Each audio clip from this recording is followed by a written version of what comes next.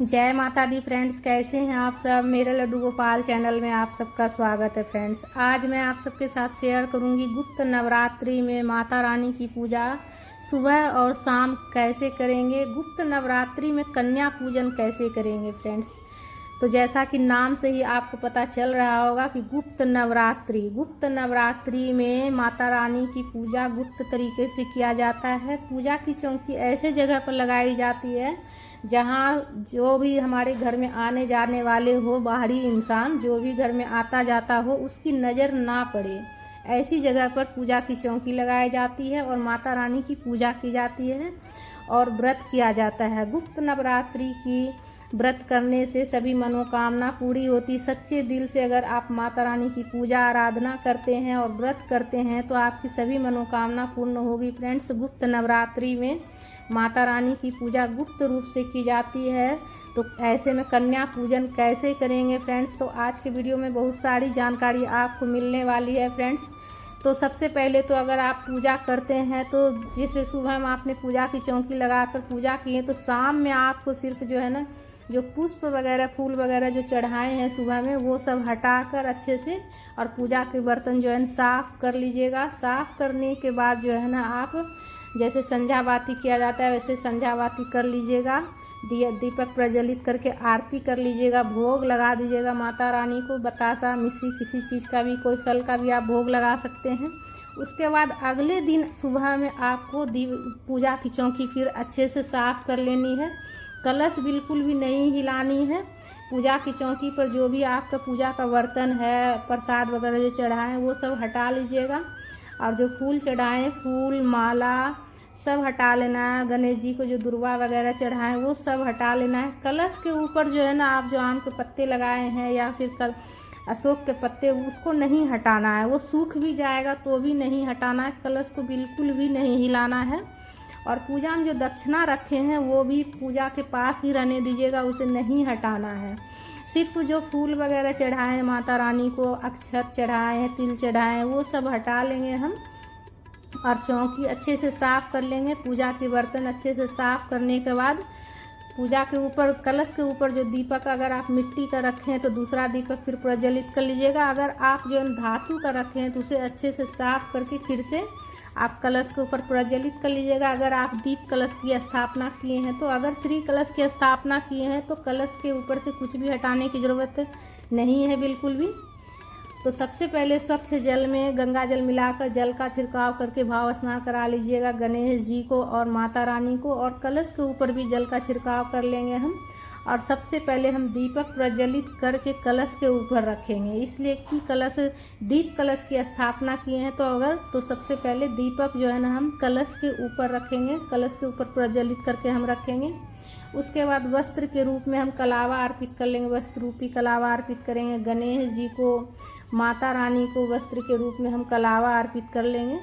तो सबसे पहले दीपक जो है ना कलश के ऊपर प्रज्वलित कर लीजिएगा। दीप कलश की स्थापना अगर आप किए हैं तो, अगर श्री कलश की स्थापना किए हैं तो भी जो है ना सबसे पहले आप दीपक प्रज्वलित पूजा में कर लीजिएगा। उसके बाद सभी भगवान जी को हम तिलक कर लेंगे, माता रानी को सिंदूर लगा लेंगे। तो बिल्कुल सरल विधि है फ्रेंड्स। कलश जो है ना बिल्कुल हिलाना नहीं है। माता रानी की तस्वीर भी जगह से नहीं हटाना है। चौकी को बिल्कुल भी नहीं हिलाइएगा। आराम से पूजा के पास जितना पासी फूल वगैरह है वो सब हटाकर पूजा कर लेना है, जैसे कि आप पहले दिन पूजा किए थे पुष्प वगैरह चढ़ाकर, बस उसी तरह से जो है पूजा कर लीजिएगा। कलश स्थापन और तो पहले दिन ही हो जाता है। कलश जो है ना स्थापन के बाद जो है ना, जिस दिन चौकी हटाया जाता है, विसर्जन किया जाता है, बस उसी दिन जो है ना कलश हटाया जाता है और माता रानी की तस्वीर हटाया जाती है। तो सभी भगवान जी का पूजा कर लीजिएगा, गणेश जी का पूजा कर लीजिएगा, दुर्वा चढ़ा लीजिएगा। और उसके बाद भोग में आप जो भी चीज़ का भोग लगाना चाहते हैं माता रानी को, मिश्री का, बतासा का, फल का, जिस चीज़ का भी आप भोग लगाना चाहते हैं उसका भोग लगा लीजिएगा। धूप प्रज्वलित करके धूप दिखा लीजिएगा। जल का भी भोग लगा लीजिएगा माता रानी को। तो इस तरह जो है ना आप सुबह में पूजा कर सकते हैं। जैसे जिस दिन पूजा की चौकी आप लगाए हैं तो अगले दिन आप पूजा की चौकी अच्छे से साफ़ करके इस तरह से आप पूजा कर सकते हैं फ्रेंड्स। आज शाम में सिर्फ जो है ना आप पुष्प वगैरह हटाकर जो है ना आप संध्या आरती कर लीजिएगा। कथा की पुस्तक पर हो तो कथा पढ़ लीजिएगा और माता रानी को भोग लगा लीजिएगा। तो इस तरह से बिल्कुल सरल विधि से आप सुबह और शाम की पूजा कर लीजिएगा फ्रेंड्स। हाथ में पुष्प लेकर कथा पढ़ लीजिएगा बिल्कुल सरल विधि से। उसके बाद आप आरती कर लीजिएगा। आरती आप दीपक प्रज्वलित करके भी कर सकते हैं या फिर कपूर से भी कर सकते हैं, बिल्कुल सरल विधि से फ्रेंड्स। तो कपूर से या फिर दीपक प्रज्वलित करके आरती कर लीजिएगा। सबसे पहले सर्वप्रथम गणेश जी की आरती, उसके बाद माता रानी की आरती कर लीजिएगा। माता रानी की आरती गाते हुए आरती कर लीजिएगा फ्रेंड्स। तो देखिए फ्रेंड्स, कन्या पूजन आपको कैसे करना है। गुप्त नवरात्रि में सब चीज़ गुप्त तरीके से किया जाता है। तो ऐसे में अगर आप कन्या बाहर से बुलाइएगा तो आपके बारे में सभी जान जाएंगे कि ये मतलब माता रानी का व्रत रखा है और कन्या पूजन कर रहा है। तो गुप्त तरीके से कन्या पूजन कैसे करना है बिल्कुल सरल विधि में बताऊंगी। आरती करने के बाद आचमनी ज़रूर कर लीजिएगा फ्रेंड्स। आचमनी करने के बाद ही पूजा पूर्ण होती है। तो देखिए, घर में अगर आपके घर में अगर एक कन्या भी हो तो आप उसी कन्या को कन्या पूजन कर लीजिएगा। कन्या पूजन वाले दिन, नवमी के दिन। अगर आपके यहाँ कन्या नहीं हो, मान लिया जाए आपके घर में कन्या नहीं हो, तो आपके घर में जो भी माताएं हैं आप उनका पूजा कर लीजिएगा। इसलिए कि नवरात्रि में माता रानी की पूजा की जाती है, तो हमारी जो माता है हम उनकी भी पूजा कर सकते हैं फ्रेंड्स। छोटी कन्या की तो पूजा किया ही जाता है, लेकिन गुप्त नवरात्रि में अगर आपको कन्या नहीं मिले तो ये पूजा व्रत जो है ना गुप्त रूप से किया जाता है। तो इस स्थिति में आपके घर में जो माता है आप उनकी भी पूजा कर सकते हैं। पान प्रसाद जो भी है वो आप जो है सबसे पहले माता रानी को भोग लगा लीजिएगा। उसके बाद आपके घर में जो माता है उसे आप जो है ना पूजा कर लीजिएगा। चरण की पूजा करके आप उनका पूजा कर लीजिएगा, उनको प्रसाद ग्रहण करवा लीजिएगा। इस तरह जो है ना आपका मतलब नवरात्रि की पूजा आप अपना संपन्न कर सकते हैं। कन्या अगर घर में आपकी हो तो आप अपने घर में ही कन्या पूजन कर लीजिएगा। और अगर आस पड़ोस का अगर आप बुलाते हैं तो आपके व्रत के बारे में, आपके पूजन के बारे में सभी जान जाएंगे। और गुप्त नवरात्रि में जो पूजा किया जाता है वो गुप्त रूप से किया जाता है।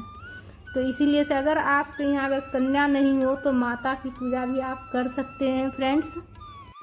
तो फ्रेंड्स, जैसे माता रानी जगत जननी माता है, उसकी पूजा आराधना हम सब करते हैं, उसी तरह धरती पर भी जो हमारी माताएं हैं वो भी लक्ष्मी स्वरूप होती है फ्रेंड्स। तो इस स्थिति में अगर गुप्त नवरात्रि में आपके घर में अगर कन्या नहीं हो तो आप माता की पूजा कर लीजिएगा। आपके घर में जो भी माता है उनकी पूजा आप कर सकते हैं फ्रेंड्स। और जो भी हलवा पूरी भोग लगाना हो बनाकर आप सबसे पहले माता रानी को भोग लगा लीजिएगा। उसके बाद आप अपनी माता का भी आप पूजा कर सकते हैं फ्रेंड्स। और इस पूजा को संपूर्ण पूजा माना जाएगा फ्रेंड्स, अगर आप कन्या पूजन नहीं कर पाएँ तो फ्रेंड्स, हमारा ये वीडियो आप सबको कैसा लगा? अगर अच्छा लगा है तो लाइक ज़रूर कीजिएगा और हमारे चैनल पर अगर नए हैं तो सब्सक्राइब ज़रूर कर लीजिएगा। गुप्त नवरात्रि में गुप्त रूप से पूजा की जाती है फ्रेंड्स। तो इस स्थिति में आप इस तरह से अपना पूजा आप संपन्न कर सकते हैं फ्रेंड्स। अगर कन्या नहीं मिली तो आपके घर में जो माता है आप माता को भी आप पूजा करके, चरण की पूजा करके, आप उनकी पूजा करके अपना पूजा संपन्न कर सकते हैं फ्रेंड्स। जय माता दी। वीडियो पसंद आए तो कमेंट में जय माता दी ज़रूर लिखिएगा फ्रेंड्स। जय माता दी। कन्या पूजन के लिए जो प्रसाद तैयार कीजिएगा फ्रेंड्स, सर्वप्रथम माता रानी को भोग लगाइएगा। उसके बाद एक थाली में आप गौ माता के लिए भोग निकाल लीजिएगा और आसपास कहीं आपके वहाँ पर गौ माता हो तो उनको खिला दीजिएगा। उसके बाद जो है ना आप घर में माताएं आपके अगर आपके घर में कन्या हो तो कन्या पूजन कर लीजिएगा, नहीं तो आपके घर में जितनी माताएं हैं उनकी चरण की पूजा कर लीजिएगा। इसलिए कि माता जो है ना, हमारी माताएं जो हैं वो भी लक्ष्मी स्वरूप होती है फ्रेंड्स। जय माता दी। इस तरह से अपना